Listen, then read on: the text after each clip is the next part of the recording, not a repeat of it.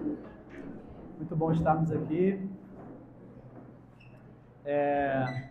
Nós vamos dar continuidade hoje à nossa série sobre o Sermão do Monte, né? Hoje a gente vai meditar especificamente em cima dos versículos 31 e 32, né? Capítulo 5 de Mateus, versículos 31 e 32. Mas antes vamos orar, para que o Senhor possa abençoar esse estudo.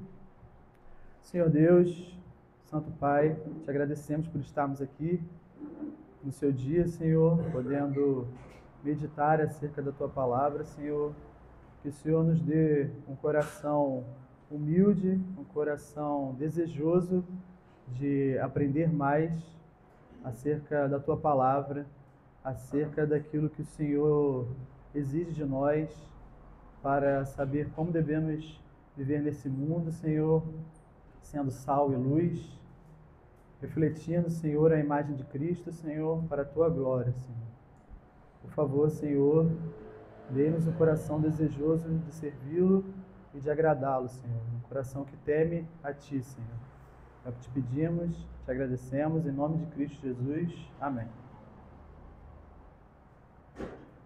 Pois bem, hoje a gente vai meditar então sobre os versículos 31 e 32 de Mateus. Os irmãos puderem abrir, Mateus 5, né? Mateus 5, versos 31 e 32.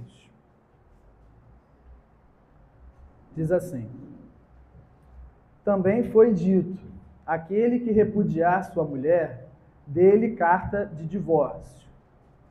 Eu, porém, vos digo, qualquer que repudiar sua mulher, exceto em caso de relações sexuais ilícitas, a expõe a tornar-se adúltera, e aquele que casar com a repudiada comete adultério.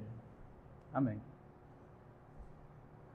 Então, como a gente tem visto aqui, né, no Sermão do Monte, o Senhor Jesus, ele, como a gente já falou algumas vezes aqui, né, os outros irmãos também, o Senhor Jesus, ele não está dando àquelas pessoas uma nova lei, né? Ele está fazendo a aplicação correta da lei, né? A aplicação essa que estava sendo feita de maneira errada pelos fariseus e pelos escribas da época, né? Pelos grandes mestres daquele tempo, certo? Então, quando Jesus nos fala, eu, porém, vos digo, ele não está contradizendo aquilo que estava contido na lei. Ele estava indo contra aquilo que estava sendo ensinado pelos escribas e pelos fariseus, né? Mas o que é que estava sendo ensinado pelos escribas e pelos fariseus? Então a gente vai ver aqui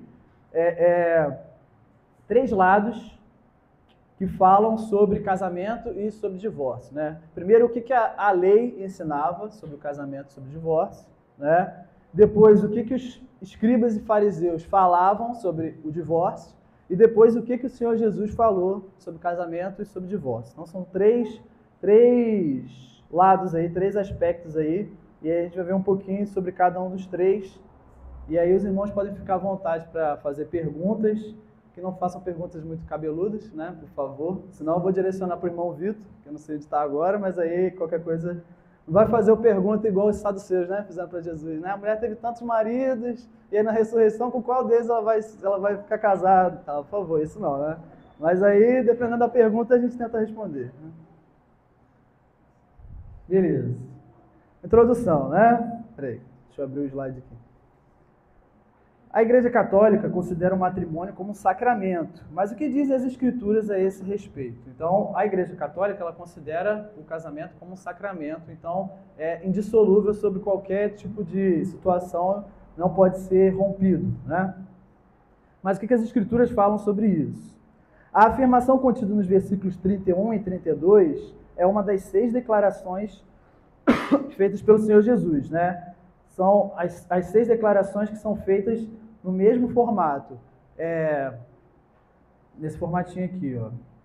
Também foi dito, ou eu, porém, vos digo. São 6 declarações que são feitas, iniciadas com essa mesma frase. Disseram para vocês, eu, porém, vos digo isso, isso e isso. Então foram 6 declarações em que o Senhor Jesus disse, só que, novamente, como eu falei, né? A declaração inicial também foi dito, né, Jesus não está se referindo à lei, Jesus está se referindo ao ensino que era dado pelos escribas e pelos fariseus. Os escribas e os fariseus falavam isso, isso e isso para vocês. Eu, porém, vos digo, certo? Então são 6 declarações feitas com esse mesmo formato. E essa aqui é uma delas. Esses versículos aparecem naquela sessão do Sermão do Monte, onde Nosso Senhor demonstrava a relação entre o seu reino e o ensino da lei de Deus. Então, qual era a relação entre o reino, né, que Jesus trouxe e a lei, certo? O reino abolia a lei? Como a gente já viu, não, né? O reino do Senhor Jesus, o Senhor Jesus dava a aplicação correta da lei, certo? Jesus comparava a lei com a falsa interpretação exposta pelos fariseus e escribas, como eu já falei, né? Jesus honrava a lei de Moisés, exibindo-a em sua notável plenitude e glória. Como a gente já falou aqui, né? O Senhor Jesus, ele não desejou em momento nenhum, ele não veio para abolir a lei, e sim para honrá-la, certo? De maneira plena. Coisa que nenhum de nós poderia fazê-lo, o Senhor Jesus fez, certo? Ele cumpriu a lei de maneira perfeita. Beleza. Continuando aqui. Então, o que é a lei de... Desculpa, eu estou com essa tosse de fumante aqui. Pera aí. O que a lei de Moisés ensinava sobre o divórcio? E aí os irmãos podem abrir aí, por favor, Deuteronômio 24... Deuteronômio 24, versos de 1 a 4. Aí alguém pode ler aí, por favor? Para eu poder respirar aqui, não tossir mais. Deuteronômio 24, versículos 1 a 4. Se o homem tomar uma mulher e se casar com ela, e se ela não for agradável aos seus olhos, por ter ele achado coisa indecente nela, e se ele lhe lavrar o termo de divórcio e lhe der na mão, e a despedir de casa. Se ela sair da casa, for e se casar com outro homem, e se este a aborrecer e lhe lavrar termos de divórcio, e lhe der a mão e a despedir de sua casa, ou se este último homem que a tomou para si por mulher e vier a morrer, então seu primeiro marido, que a despediu, não poderá tornar a desposá-la para que seja sua mulher, depois que foi contaminada, pois é abominação perante o Senhor. Assim não farás pecar a terra que o Senhor teu Deus da por herança. Exato. Como nós vemos aqui, como foi dito bem aqui no final, né? O Senhor ele está dando ao seu povo a lei, né? A correta orientação de como eles devem viver na terra que o Senhor prometeu a eles, certo? Eles estão indo para a terra prometida, então como eles devem viver nesse local, certo? Sendo um povo separado de Deus. E aí tem alguns pontos interessantes aqui da gente meditar, porque às vezes a gente tem uma tendência a enxergar a lei com uma lente muito contemporânea, né? com essa mentalidade um pouco liberal, mas existem pontos muito importantes aqui a se destacar, certo? Primeiro, que o Senhor dá aqui, certo? Um motivo apenas para que fosse dado o termo de divórcio, né? Achado coisa indecente nela, certo? Isso é importante porque no mundo antigo, certo? Como os irmãos com certeza já devem saber, né? A mulher ocupava uma posição muito inferior naquela sociedade, certo? Então o homem, geralmente, poderia dar o termo de divórcio por qualquer motivo e abandonar aquela mulher, certo? Agora o Senhor aqui, ele está dizendo que só pode ser feito isso se for achado coisa indecente nela. Esse é um ponto importante, porque isso protegeria a mulher de ser abandonada pelo marido por qualquer motivo que fosse, certo? O segundo ponto importante é que deveria ser dado um termo de divórcio, certo? Um documento legal, certo? Então, o divórcio ali seria legalizado e como os irmãos devem saber, né? Geralmente esse tipo de coisa era dado perante duas testemunhas. Então o termo de divórcio seria então dado perante duas testemunhas e isso livraria a mulher de qualquer acusação de adultério, né? Porque ela poderia ser apedrejada até a morte, né? Porque o adultério era punido com a morte, certo?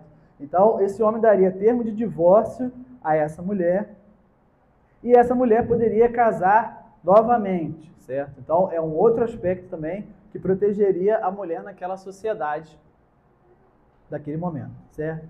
Um outro ponto importante é que essa mulher se casaria novamente, né? Se essa mulher se divorciasse, esse primeiro marido não poderia tomá-la novamente como esposa, certo? Mostrando aqui o quê? Que o casamento é algo que tem um caráter sério, certo? Um caráter indissolúvel, né? Que deveria ser indissolúvel, certo? Então, o cara não poderia simplesmente despedir a esposa porque ele estava com a cabeça quente ali e tudo mais, né? Trazendo para hoje, né? Estava irritado, tal, discutiu com a mulher, deu termo de divórcio e depois ele não poderia tomá-la novamente, certo? Não seria essa bagunça, certo? Então, são alguns pontos interessantes aqui a serem destacados nessa declaração contida em Deuteronômio 24. E depois o Senhor Jesus fala um pouco sobre isso em Mateus 19, aí a gente vai ver depois, né? E aí aqui no slide eu coloquei. Sobre a lei mosaica, a punição para o adultério era a morte, certo? Aqui não está falando sobre adultério, certo? Coisa indecente aqui não seria adultério, porque o adultério seria punido com a morte, certo? O adultério era punido com a morte. O objetivo inteiro da legislação mosaica, quanto a esse particular, era meramente o de controlar o divórcio. Um ponto muito importante aqui, porque os fariseus, já adiantando aqui, né, entendiam isso como se eles tivessem o direito de se divorciar, certo? Como se essa declaração aqui fosse uma declaração que desse o direito para as pessoas se divorciarem, certo? Mas não é esse o ponto aqui. O ponto aqui era justamente controlar o divórcio, certo? Não poderia ser dado divórcio por qualquer motivo, certo? A situação ali estava caótica, certo? E a lei foi dada justamente para educar aquele povo, conduzindo aquele povo aos propósitos originais de Deus, que é como o Senhor Jesus nos mostra quando ele aplica isso em Mateus 19, trazendo de volta, desde a criação do homem, quando homem e mulher se unem, eles se tornam uma só carne. Então o Senhor está orientando esse povo novamente ao seu propósito original. Então, essa declaração não é uma declaração que dava direito para as pessoas se divorciarem. Era uma legislação justamente que controlava esse divórcio e controlava a maneira como ele deveria ser feito. Certo? Antes, os homens acreditavam ter o direito de se divorciarem de suas esposas por qualquer razão, né? Como eu falei, né? A mulher ocupava um papel muito inferior naquela sociedade, então o homem acreditava ter o direito de poder despedi-la de casa por qualquer motivo. Se ele não gostou da comida, né? Aí... Cadê? A carta de divórcio, eu falei isso já, né? A carta de divórcio protegia a mulher, era entregue perante duas testemunhas. O objetivo era de impor certa ordem a uma situação que se tornara caótica. Então, essa é a visão aqui do divórcio no Antigo Testamento, né? Como ele estava prescrito na lei, certo? Era algo que deveria ser feito de maneira legal perante duas testemunhas, era algo que protegia também a mulher naquela sociedade e foi dado justamente, como o Senhor Jesus depois vai falar, porque eu estou tentando não adiantar muito, mas o Senhor Jesus nos fala isso depois, né? Por que então foi dado, então? Pela dureza do coração de vocês, por isso que foi dada essa lei acerca do divórcio, né? Porque o coração de vocês é endurecido, né? Então, foi dada a lei do divórcio, mas numa tentativa de controlar aquela situação, certo? Então, esse é o divórcio prescrito no Antigo Testamento. Alguém quer falar alguma coisa? Eu vou tomar uma água aqui, peraí.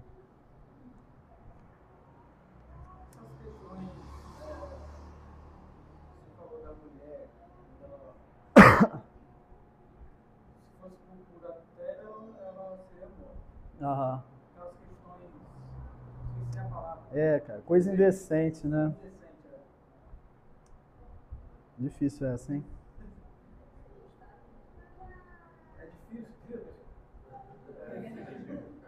Aí, irmão Vitor, quer responder? Porque não tem muita luz, né? Por exemplo, o Martin Lloyd Jones coloca aqui no livro, né? Alguma questão de falha moral, ou falha... Aí ele coloca falha física, aí pode estar relacionado também a alguma questão de fertilidade, sabe? Ou alguma questão desse... Mas não é muito claro, entendeu? Não é adultério, isso a gente sabe, porque adultério ela já seria morta, né? Mas nesse caso aqui, não é claro o que seria essa coisa indecente, entendeu? Alguma falha moral. Ele coloca o Martin Lloyd Jones, né, no Estudos do Sermão do Monte, ele coloca isso, que seria talvez alguma falha moral. Não adultério, né? Mas não é algo muito claro. Mas assim, é interessante a gente ver que deveria ter um motivo, entendeu? Deveria ter um bom motivo. Não, nos dois casos. Sim. Não, aqui no caso seria a mulher, né? Se um homem tomar uma mulher e se casar com ela, e se ela não for agradável aos seus olhos, ele deveria dar termo de divórcio. Porque não era comum a mulher naquela sociedade antiga dar termo de divórcio, entendeu? Seria o homem. A mulher geralmente não faria isso, entendeu? Agora depois, já no Novo Testamento, aí quando o Senhor Jesus fala, ele fala a respeito dos dois. Paulo também, quando ele fala da mulher que casa com ímpio também, mas aí já fala de ambos. Agora nessa sociedade aqui do Antigo Testamento, não era muito comum até porque a mulher que se casava com aquele homem, a mulher, se ela se divorciasse, ela ficaria desamparada, entendeu? Então geralmente ela não faria isso. Até porque era o meio de vida dela, entendeu? O casamento ali, o homem era o sustentador, a mulher não se sustentava sozinha. Então não era nem um pouco comum a mulher dar termo de divórcio, o homem que faria isso, né? Porque é uma sociedade...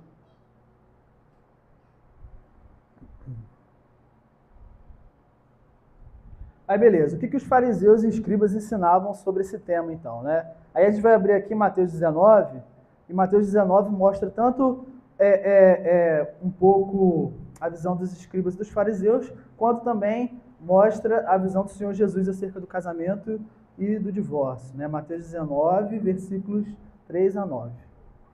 Aí quem puder ler, por favor.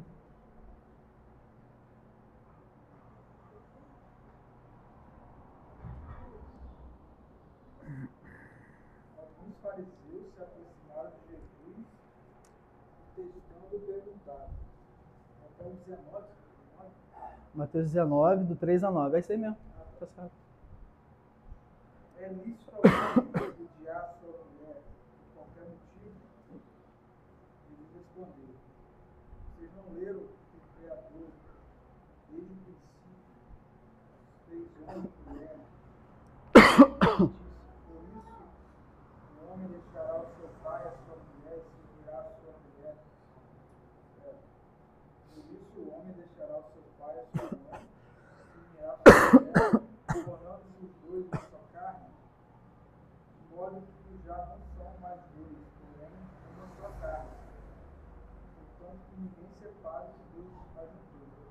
Os fariseus perguntaram: então por que Moisés ordenou dar uma carta de divórcio e repudiar a mulher?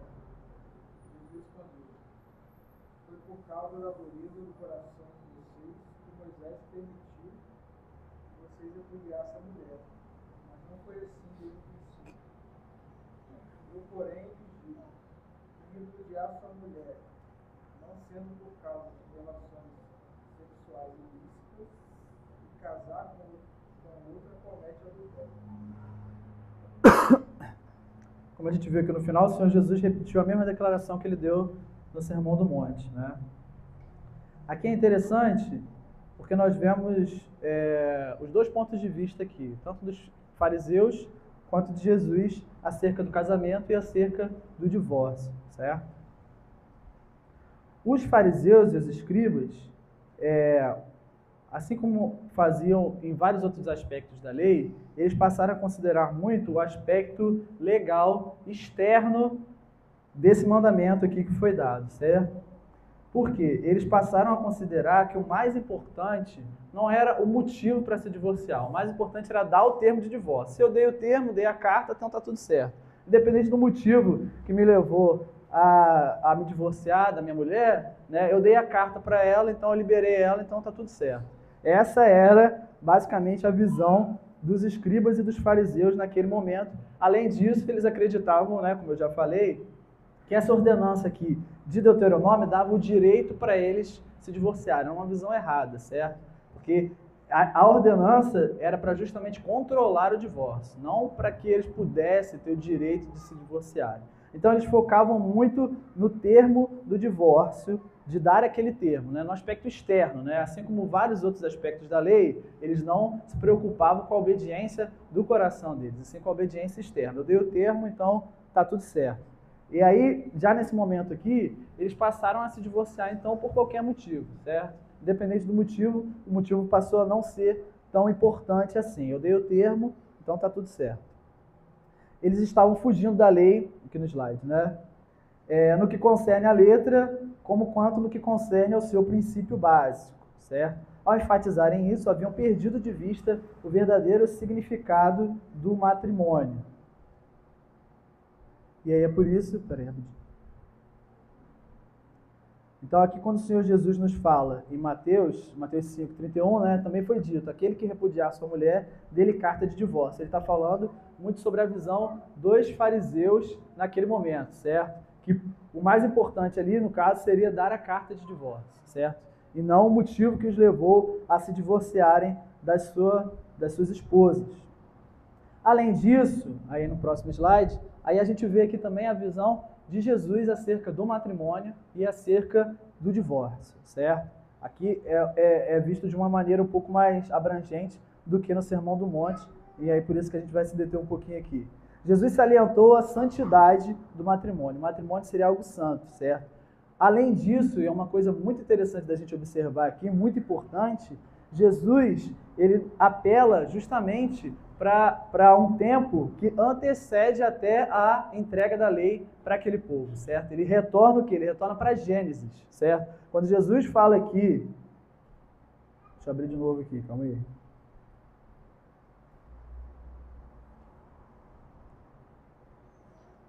Quando Jesus fala aqui, então respondeu ele, não tendes dito que o Criador desde o princípio fez homem e mulher, e que disse, por essa causa deixará o homem, pai e mãe, e se unirá à sua mulher, tornando os dois uma só carne. Jesus está apelando justamente para um tempo muito anterior à entrega da lei. Ele está apelando ali para Gênesis, certo? Ele está apelando ali para o momento ali da criação da mulher, certo? Então, o que o Senhor Jesus está fazendo aqui? Ele está redirecionando o povo para os propósitos originais de Deus antes da queda do homem. Qual era o propósito aqui? Era que homem e mulher se tornariam, então, uma só carne, certo? Então, mais do que meramente um sacramento, certo? Ou algo legal, o matrimônio ali representaria justamente o propósito do Criador ali para as suas criaturas e que homem e mulher se tornariam, então, uma só carne, certo? E aí esse termo aqui, uma só carne, é visto várias vezes aqui também, depois no Novo Testamento, certo?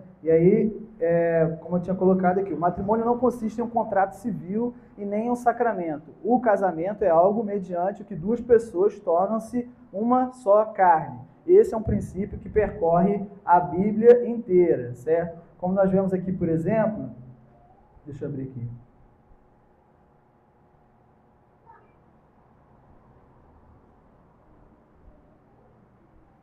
Em 1 Coríntios 6, 16, quando Paulo fala que o homem que se une a uma prostituta, ele torna-se uma só carne com ela, certo? É um ensino pesado aqui, mas que mostra justamente essa questão da união do homem e da mulher como sendo uma só carne, certo? Por isso que é tão terrível aqui essa união, por exemplo, do homem com a prostituta, e por isso que o adultério, então, é um motivo...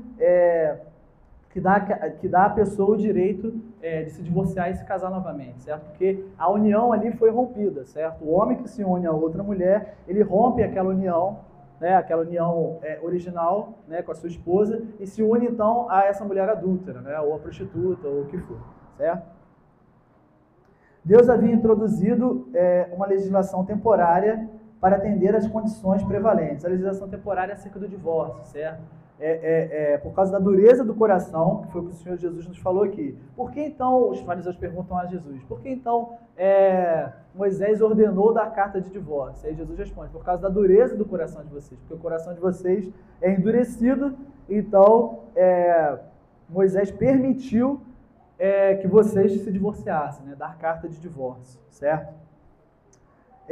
para atender às condições prevalentes. Seu propósito era conduzir seu povo de volta à sua declaração original, de volta justamente àquela visão do matrimônio como algo indissolúvel, né? O matrimônio como um homem e uma mulher, tornando-se então uma só carne, certo? A ideia não é somente a indissolubilidade do matrimônio, mas também a lei do amor e do perdão, certo? É um ponto importante aqui também, certo? É de você amar aquele seu companheiro, a sua esposa, o seu marido, de você perdoá-lo também, certo? Perdoar as suas falhas. Tendo um coração salvo através da obra do nosso Senhor Jesus, nós podemos demonstrar também esse amor e esse perdão, principalmente para com os nossos cônjuges, certo? É isso que está por trás aqui do que o Senhor Jesus quer nos mostrar. Alguém quer falar alguma coisa? Vou beber uma água aqui, calma aí. A garganta está...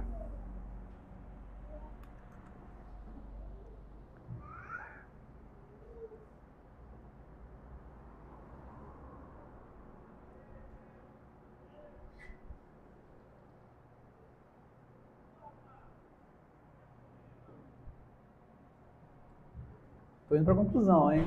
Alguém quer falar alguma coisa? Não? Beleza. Então, concluindo aqui, né? O que nós vimos aqui? Meditemos sobre todo esse moderno debate acerca da incompatibilidade de gêneros. Hoje a gente vê muito isso, certo?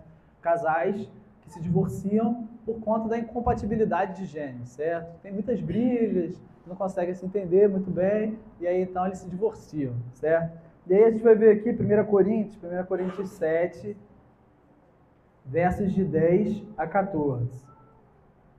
Para meditar um pouquinho sobre essa visão de hoje, dessa incompatibilidade de gêneros. Quem puder ler, por favor. Ora, aos casados ordeno, não eu, mas o Senhor, que a mulher não se aparte do marido. Se porém ela vier a separar-se, que não se case, ou que se reconcilie com seu marido, e que o marido não se aparte de sua mulher. Aos mais, digo eu, não o Senhor, se algum irmão tem mulher incrédula, e esta consente em morar com ele, não a abandone. E a mulher que tem marido incrédulo, e este consente em viver com ela, não deixe o marido, porque o marido incrédulo é santificado no convívio da esposa, e a esposa incrédula é santificada no convívio do marido crente. De outra sorte, vossos filhos seriam impuros, porém agora são santos. Aí.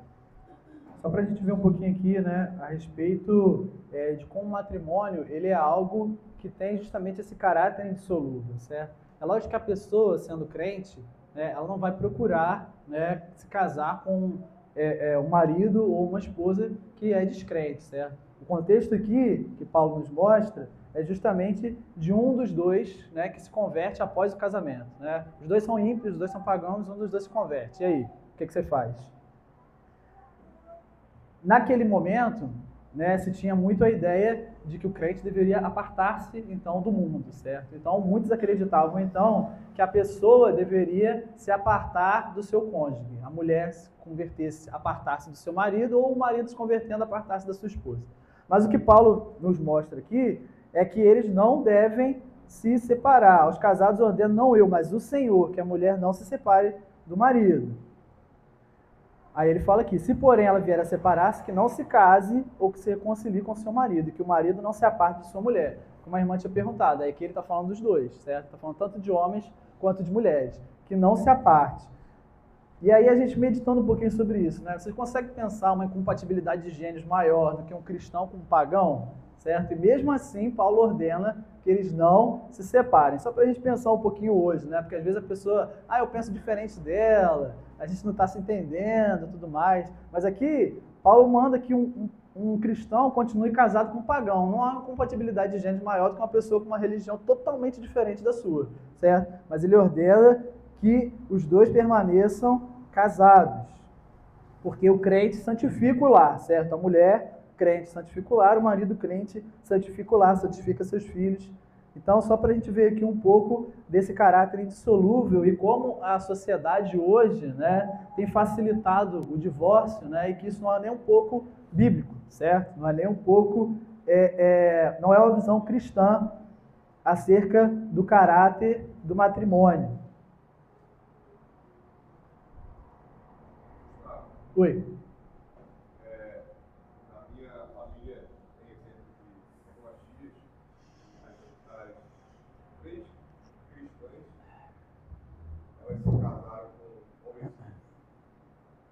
E minha mãe conta que meu avô falava com elas para não se casar. No caso de duas das três, elas engravidaram com seus namorados, cristãs ali, entre aspas, né? Viveram uma vida longe do caminho do Senhor. Depois, aí não ouviram o conselho do meu avô, se casaram. Uhum. E aí o meu avô falou: agora não pode separar. Agora você Exato. se casou, tem que se manter casado. E aí, no mesmo lado da família, um tio se casou, os dois cristãos. E um dia, meu tio chegou, meu avô já tinha falecido, meu tio chegou na casa da minha avó com mochila, com algumas roupas, falando: não, a gente decidiu se separar, e aí vai cada um para a casa da sua mãe. Aí minha avó chegou para ele e falou: aqui você não vai morar não. Você não vai morar não porque você se casou. E você não tem que estar. Você é meu filho, mas isso eu não aceito. Uhum. E ele voltou para a casa que era alugada, né?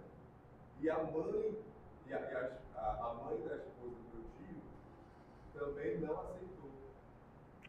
Os dois não tinham, entre aspas, não tinham muito para onde ir, se acertaram e hoje tem mais de 40 anos de casado. Mostra a sabedoria dos pais naquela época, analfabeta, morreu analfabeta, mas crente em Cristo.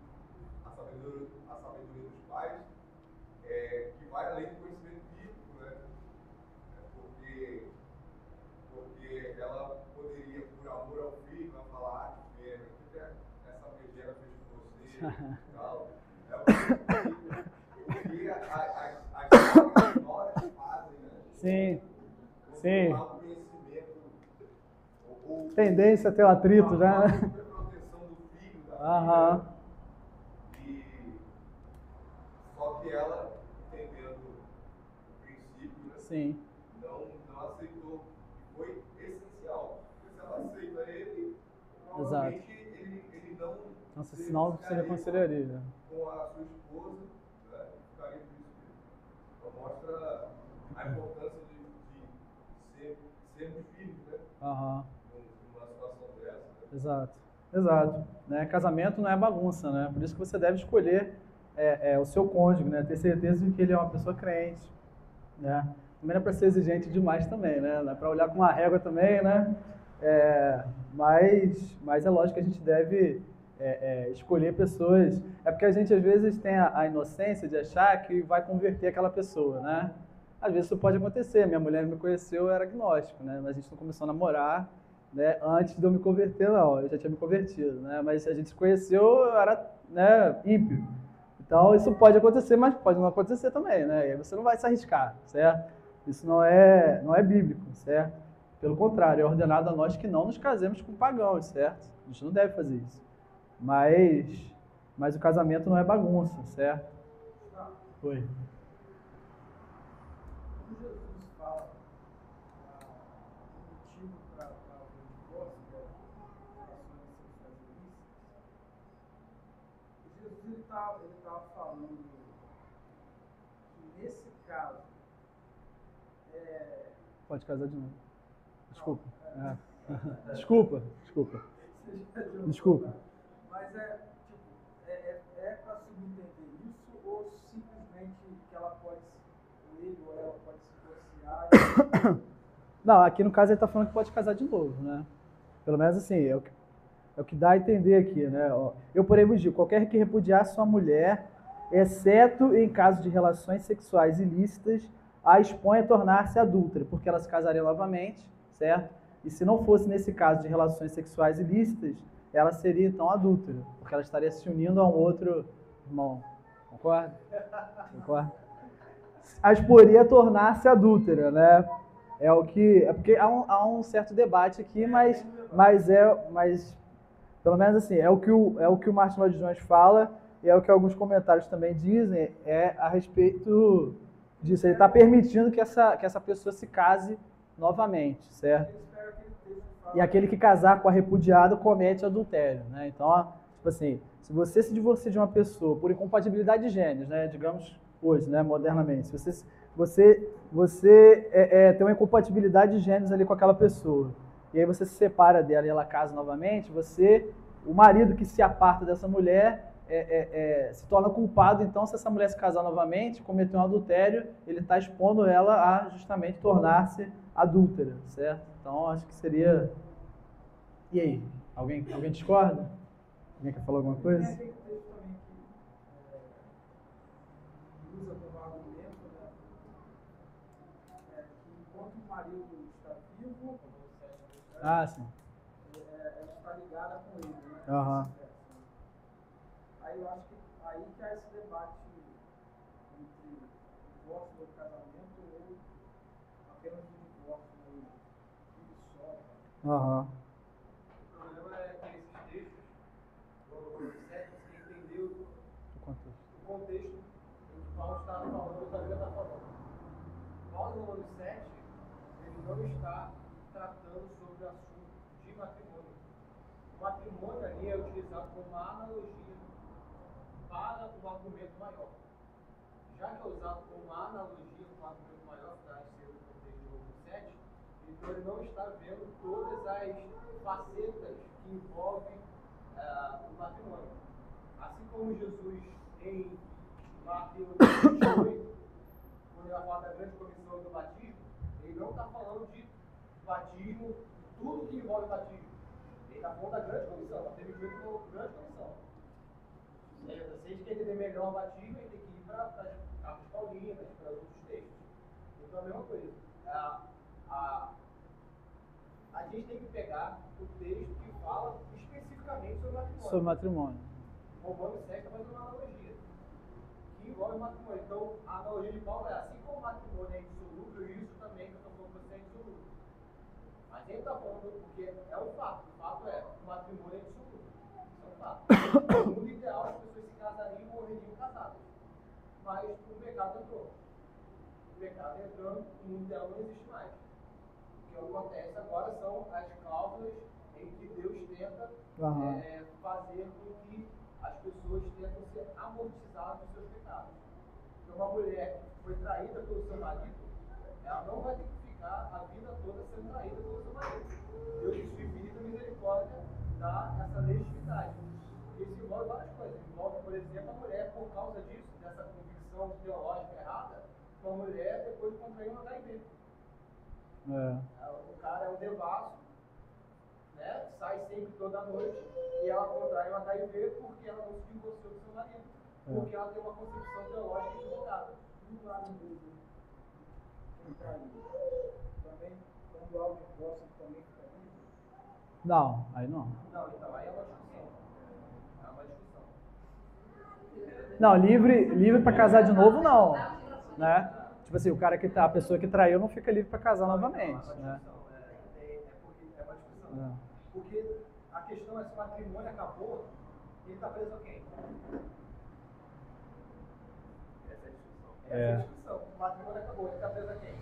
Aí a gente teria que falar que então é um pecado que ele praticou e vai até o fim da vida dele. Aonde está isso na Bíblia? Então, o matrimônio, ele se arrepender.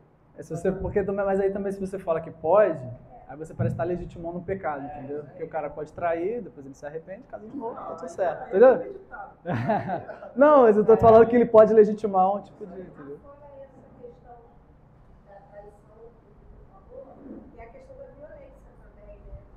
Não, sim. É porque o que ele está dizendo aqui seria no caso de poder ter um outro matrimônio, né? Ele não está falando no caso de divórcio. Você pode se divorciar por outros motivos, né? Só que o motivo que ele está dando aqui seria o motivo que legitima que a pessoa se divorcie e case de novo, né? Porque, por exemplo, Paulo, em 1 Coríntios ali que a gente leu, depois ele fala que se o ímpio quiser se divorciar, quiser abandonar o cônjuge, você não fica sujeito à servidão. Mas ele não está falando, ele não falou que necessariamente você pode casar de novo. Ele falou que você não fica sujeito à servidão. Aí você tem outros motivos, entendeu? Eu acho que é interessante porque no contexto do Sermão do Monte que você está em Mateus 19, né? É 19? O que... 19 é o... Tá se faltando aí, né? Aham. O contexto ali é muito interessante aí, porque a gente vai, como pecador, a gente vai focar no divórcio. Automaticamente, nossa cabeça aqui já está pensando no divórcio. Naturalmente, olha a Exato. já está focando Exato, no né? divorciar. E a gente esquece a antessala. Né? Cristo coloca os seus ouvintes numa antessala. Antes dele falar sobre o divórcio, ele vai falar a respeito da lei mosaica, Sim. que o princípio é da insolubilidade, porque Deus, o que Deus uniu. Veja, a união Exato. feita por Deus. Homem algum separe, ao princípio.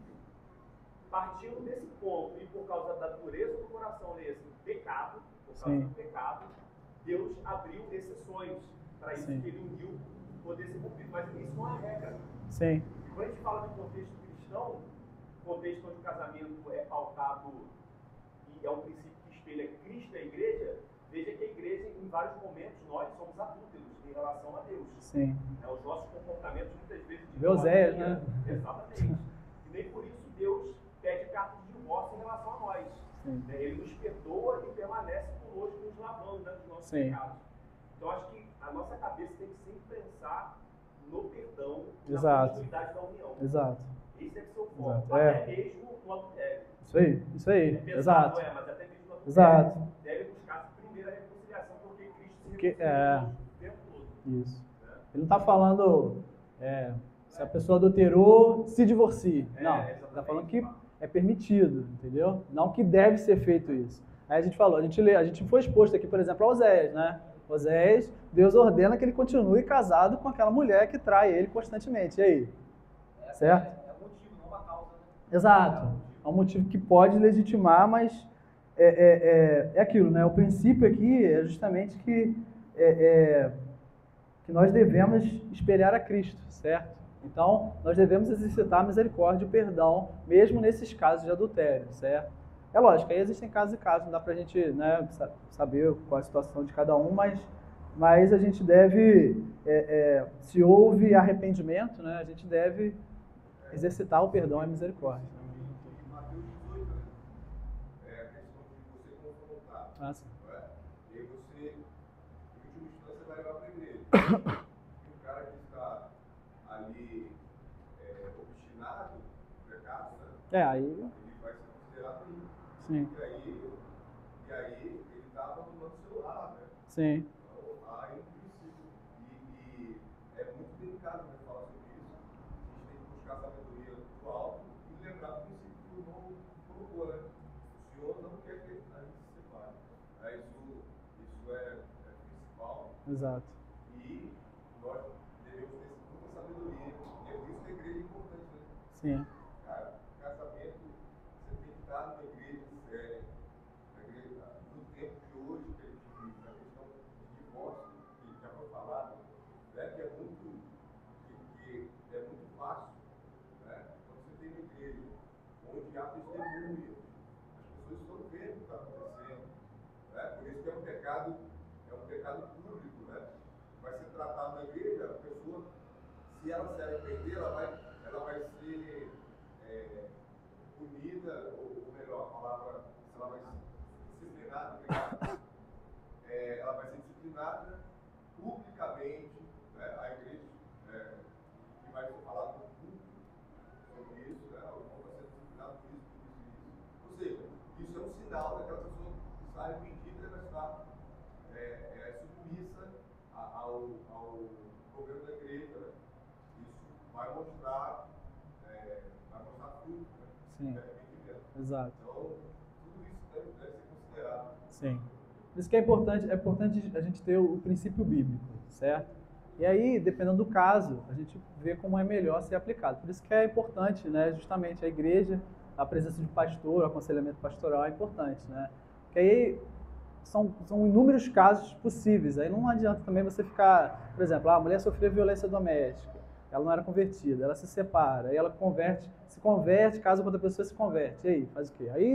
Aí vai de casos, aí depende, aí por isso que é necessário que exista um pastor ali aconselhando biblicamente aquela pessoa, orientando, vendo os casos, né? É importante de ter o princípio bíblico, né? De que o matrimônio tem o caráter indissolúvel de uma união com homem e mulher se tornando uma só carne. Esse é o princípio. E aí, dependendo dos casos, a gente, né, aí vê como é que é melhor. Por isso que é necessário justamente uma igreja saudável, uma igreja bíblica, né, para acompanhar isso.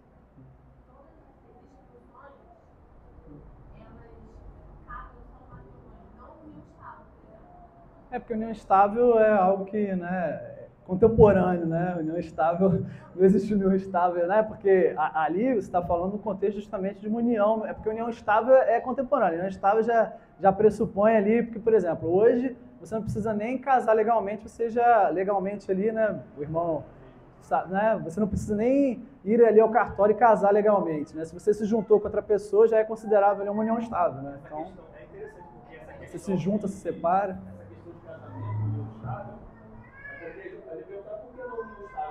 Por que não casamento, né? Por que não casar? Tem gratuidade, tem muita coisa que você consegue não pagar as custas de outra que não tem. É porque a gente tem um casal amigos e aí eles têm união estável. E aí às vezes a gente fala sobre a importância do casamento, aí eles se veem no matrimônio, mas usam esse argumento para talvez assim, não precisa ter tanta responsabilidade e tal, mas a gente tenta. Exato. E nem o filho. É a grande questão do coração, né? Você está com aquela pessoa, por que não casar? Porque a questão que envolve o matrimônio envolve sempre a questão do casal e da questão pública, né? Uma fé pública, né? Que no centro da igreja tem a questão do sacerdote, né? Que tem esse papel de fé pública. E hoje nós temos também a questão do Estado, né? Que dá a pública na questão da união, a testemunha e tudo mais. Então, assim, às vezes vai soltar coração. Por que não casamento, né? E às vezes eu já vi casos de ajudarem as pessoas que não têm condição. Sim, arcar, né? Com a certidão, para as pessoas conseguirem legalizar a situação. Acho que a grande pergunta que tem que fazer o casal é por que não? Exato. Exato. Encontrar dor de cabeça que é você se manter numa união estável para comprovação. Né? Exato. Precisa de fotos, precisa de testemunho, precisa de um monte de coisa.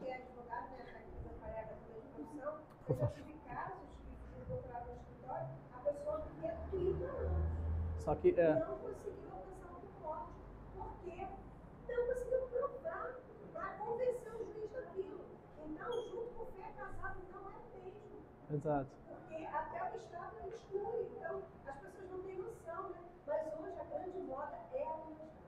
As pessoas não querem mais se comprometer. Exato. Porque é uma coisa muito séria, o casamento está. Eles acham que é responsabilidade. Aí depois ficam desamparadas as esposas, né? Enfim, mas é uma coisa que é muito séria mesmo, né? Exato. É interessante porque quando a gente analisa essa questão cultural hoje, a gente consegue olhar para, por exemplo, essa passagem de Mateus 19 e exatamente como o Luiz falou, se a gente olha para ela já olhando para o divórcio, Que era o que os fariseus faziam, né? Se juntar, pensar em juntar com alguém, chegando que pode acontecer, vai que divorcie, então um pouquinho não está mais fácil. Mas se a gente realmente tiver com os olhos na questão que é mais importante, que é a questão de Cristo e a perdão, o que ele pode fazer, mesmo que aconteça alguma situação onde tenha uma traição ou uma não esteja a pessoa passando por uma situação que possa morrer, né? Uma violência terrível. Mas quando você já, antes de casar ou se juntar com aquela pessoa, entender que mesmo que haja uma traição, o Senhor, ele pode fazer com que você perdoe e pareça mais com Cristo. O nosso olhar para essa passagem de todas as outras é totalmente diferente. Diferente do que a cultura faz quando olha um relacionamento possível conjugal e fala, não, já que eu não posso divorciar, já que pode acontecer isso, eu vou aqui pela via mais fácil. E que a gente possa olhar para essas situações, é óbvio, pode acontecer uma traição, obviamente, mas que o Senhor nos ajude a permanecer, para perdoar e a continuar amando. Interessante que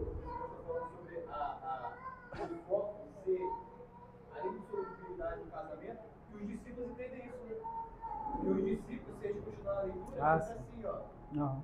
disseram, versículo 10, disseram os discípulos, se essa é a condição do homem relativamente à sua mulher, não convém casar. Não convém casar, isso aí. Se eu casar, eu tenho que ficar sem. Tem que ficar o tempo todo aturando aquela mulher, melhor então ficar Só solteiro. se ela me trair, eu vou poder me divorciar, então ela não me casar. Aí que Jesus fala, Jesus, porém, ele respondeu, É, porque não é nem todos. todos são aptos para receber este conceito, mas apenas aqueles a quem é dado, porque é eunucos de nascença, a outros a quem os homens fizeram tais, e a outros que a si mesmos se fizeram eunucos por causa do reino dos céus. Quem é apto para admitir, admita. É interessante que ele está falando disso. Meu querido, se você vai querer, 1 Coríntios 7:10, você está entrando numa seara de instituição divina.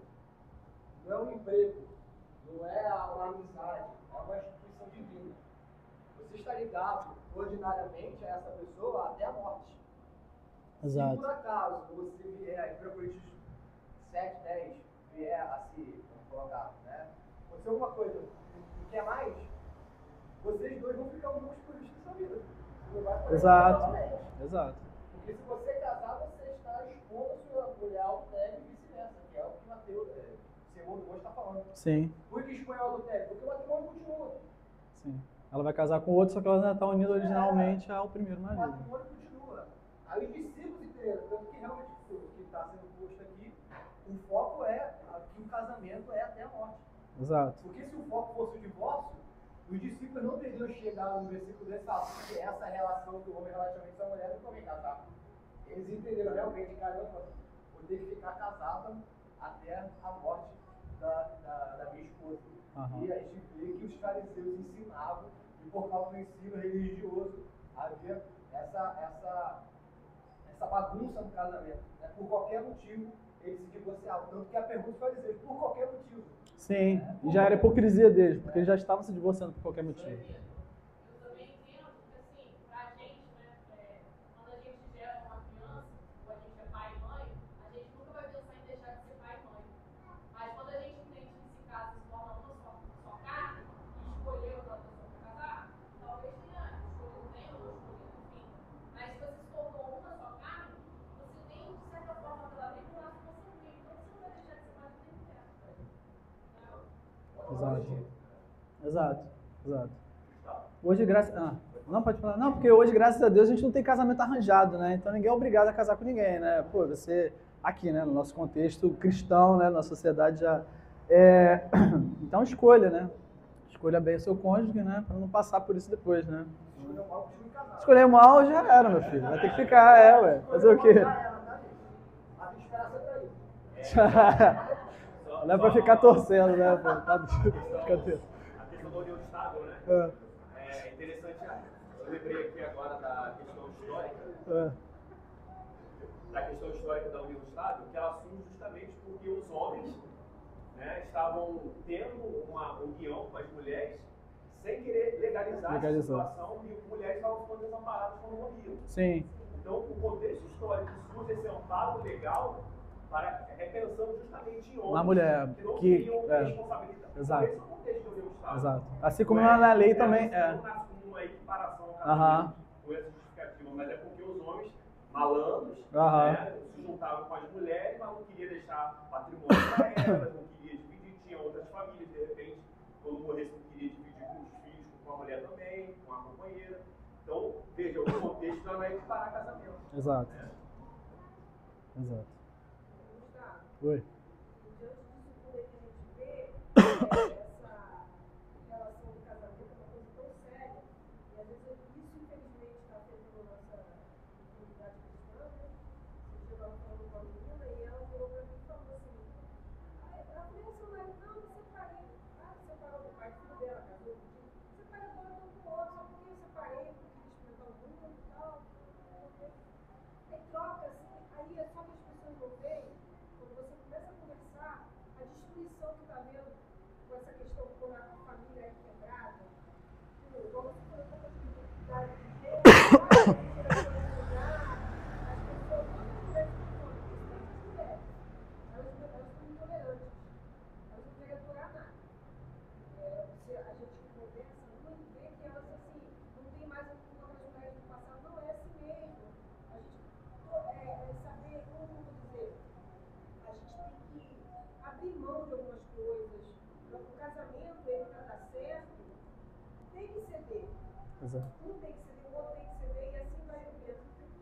dois imperfeitos. O que acontece? Aí não querem. Mas eu vejo mais isso com as mulheres, com os homens. Essa questão de querer se divorciar. Mas isso é pela consequência, porque a Bíblia fala que, eu acho que foi lá que eu, que há uma consequência, nosso pecado há consequências, são consequências gravíssimas que nós estamos vendo hoje na nossa sociedade. Crianças, adolescentes perdidos, envolvidos em drogas, suicídio, problemas mentais, assim, no topo. A fila de espera do psicólogo, gente, é muito maior do que as duas E as pessoas não sabem o que está acontecendo. O mal Na tá verdade, acontecendo. a questão é que cada vez se sacrificar. Eu não impressionada. É uma sociedade acomodada com o corpo. Muito acomodada com o corpo mesmo. Eu quero estar bem, não importa se meu marido está bem, eu tenho que estar bem, meus filhos. Não, eu tenho que estar bem, as crianças. Não, é verdade. Espera, faz terapia depois, espera. Isso aí, o importante é eu ser feliz. E isso, assim, eu trabalho na saúde, então eu estou vendo, eu vejo Sim. meninas se automutilando. Eu trabalho em escola. Então, eu tô Se vendo automutilando, se automutilando. Outras mudando de sexo para poder afrontar o pai. Outras coisas assim, bizarras, você se sente tão triste, tão É. e você vê meninas assim, lá onde eu trabalho, trocando de parceiro, de filho. Exato. É porque casamento é. Os filhos dessa geração.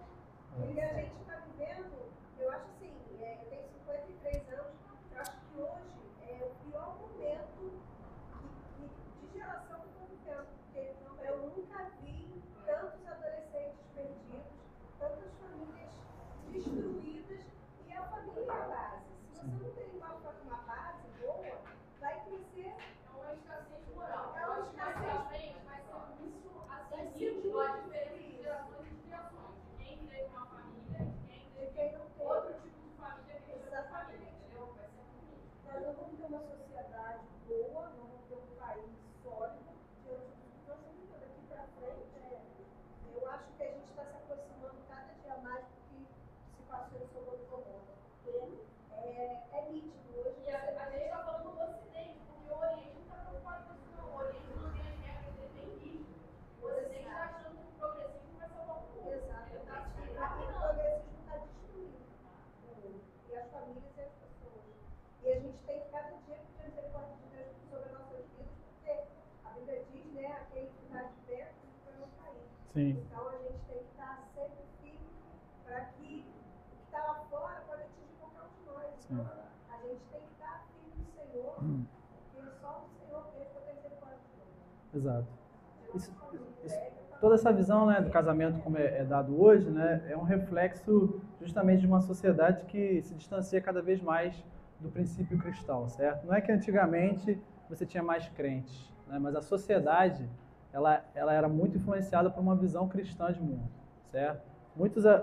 Às vezes muitas pessoas ímpias cultivavam uma visão cristã do casamento por influência da sociedade. Hoje a sociedade está se distanciando cada vez mais dessa visão cristã, e aí você vê um reflexo justamente no casamento também, que envolve sacrifício, né? A irmã tinha falado das mulheres, por exemplo, né? Por exemplo, a gente fala de feminismo, né? Mas o feminismo surgiu muito por culpa dos homens, certo? O feminismo é culpa dos homens, certo? Não dá pra, a gente não vai fazer igual aqueles medievais demonizando as mulheres, certo? O feminismo surgiu por culpa dos homens que não cultivavam uma visão bíblica ali do casamento, do trato com a sua esposa, certo? Eram muitas vezes violentos, eram adúlteros, então por isso surgiu o feminismo. E aí hoje você vê as mulheres, infelizmente, não querendo abrir mão de nada, não querendo se sacrificar, mas os dois lados têm que se sacrificar, tanto o homem quanto a mulher devem ter essa renúncia, né, dos seus desejos, das suas vontades em prol do seu cônjuge, certo? Então, essa é a visão que deve se ter acerca do casamento, né? Por incompatibilidade de gênios, ninguém vai se entender nunca, certo? Porque somos pecadores, todos nós em algum momento vamos nos desentender, certo? Minha mulher já teria me largado há muito tempo, porque eu sou muito chato. Então, tipo assim, não dá pra gente cultivar esse tipo de coisa, ter esse tipo de visão, certo? A gente deve sim exercitar, como o irmão falou, a misericórdia, o amor, o perdão, independente dos casos, certo? Mas aí são questões muito particulares, né? Então, para concluir, Jesus nos ensina que o divórcio seguido de segundo casamento, a gente tinha falado, né? esse é um princípio básico e não mais uma concessão à dureza do coração humano, certo? O divórcio havia sido concedido ali, justamente como o Senhor falou, pela dureza do coração de vocês, e o Senhor Jesus nos dá aqui um princípio básico, retornando a Gênesis, retornando ali a um mandato criacional, certo? De homem e mulher ali, se unindo e tornando-se uma só carne. Esse é o princípio que devemos ter em mente ao nos casarmos, certo? Nosso Senhor é o grande legislador, todas as leis tiveram origem nele, certo? Uma frase importante também para a gente meditar, certo? O Senhor ali nos dá a sua lei, que é santa, que é boa, justamente para conduzir o seu povo à santidade, certo? O Senhor permitiu ali que aquele povo naquele momento desse aquela carta de divórcio e tudo mais, querendo conduzir justamente o seu povo para a visão original acerca do casamento, e é isso que o Senhor Jesus faz, nos traz de volta a essa visão. Amém. Alguém quer falar mais alguma coisa?